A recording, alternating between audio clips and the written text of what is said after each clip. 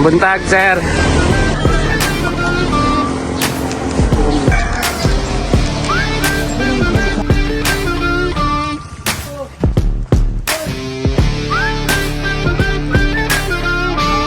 Sa lahat ng taga Bukidnon, siya po ang field supervisor si JP Nunes, taga CDO. Sir, kami ang among kumpanya ay Sustainable Development Solution po. Kasi nasa ka-private consulting company. O sir, kami ang commission sa BIFAR National para magkanda ng baseline survey para sa ilang project ng fish port, which is ipunduhan sa World Bank. Basically sir, din sa municipality of Hasaan apat ka barangay ang na-priority. So naa-diri, isa na diri ang priority na tayo rin, Banson.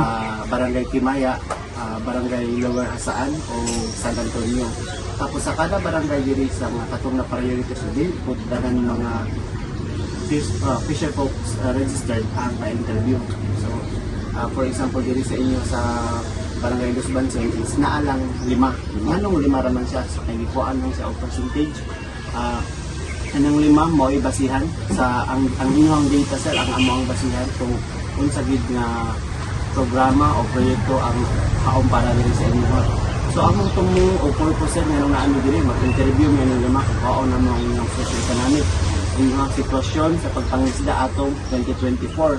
Kamusta? Doon na ba'y kalambuan? Doon na ba'y improvement? O doon na ba'y problema? Simple di pa matabang sa nasyonal para sa inyong madali isip po sa tamang isla. Kasi pamatuod sa mga arot mo sa inyo bukod, papirma na ako sa kaya ako magkakalit. Completely, what's it mas nababaw?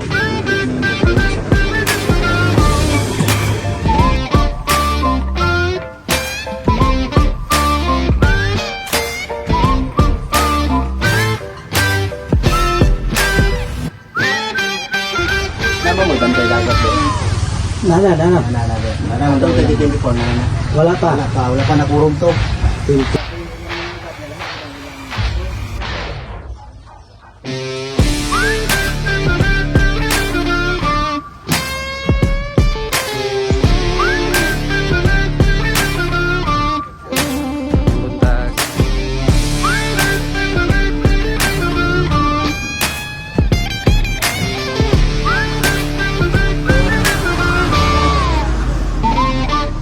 Ano?